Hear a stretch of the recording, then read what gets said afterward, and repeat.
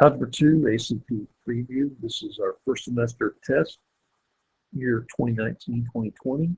This is problem 20a. There's a function given by h of x equals quantity x plus 3 squared plus 4. If the function g of x is obtained by translating h of x 5 units to the right, and then reflecting about the x-axis towards the function g of x. I'm going to go ahead and work this out first by, what I'm going to do is I'm going to write this as g of x.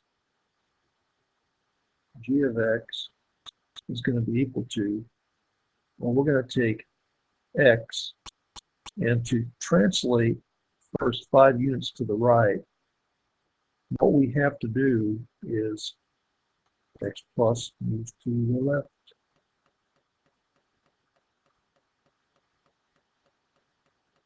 And x minus to the right. So if we're going to move to the right, we're going to have to subtract from 3. So we're going to have 3 minus 5 to move to the right. Counterintuitive.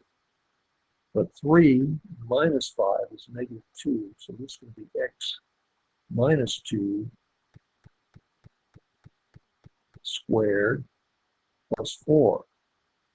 And then we're going to have to reflect about the x-axis. What do we reflect about the x-axis?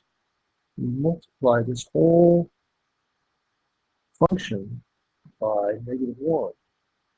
So for this, we're going to get g of x is equal to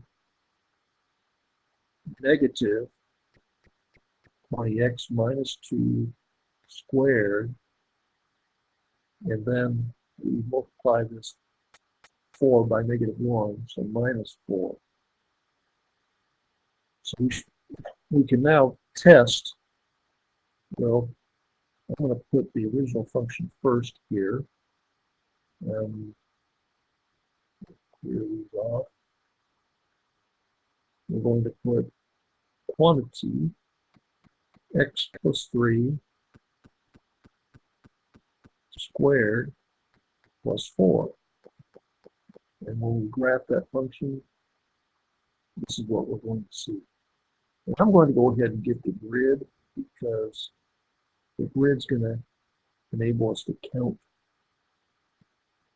how much this graph has moved. So there we are with the grid. And we said we want to move 5 to the right.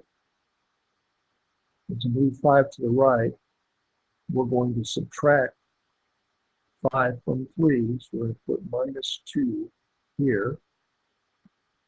And so let's just go ahead and check right now, just by graphing.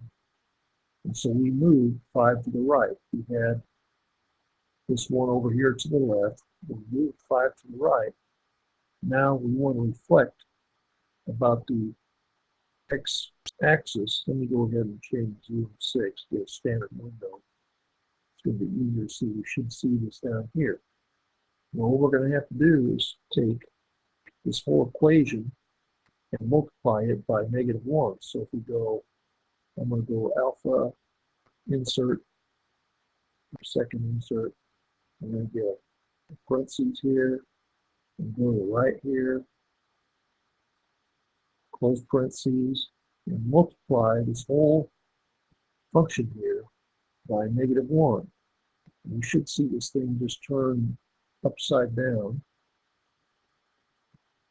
And there we have it. That's the reflection about the x-axis. The original one was up here. And so we can rewrite this as I did. We put negative on x minus 2 squared minus 4. And we're going to get this one tracing right over the other one. There we go. Trace right over. So that's going to be it. We'll be able to check quite easily. It should not be a hard problem at all. And I invite the viewer to go ahead and look at problem 20b, very similar problem. Good luck.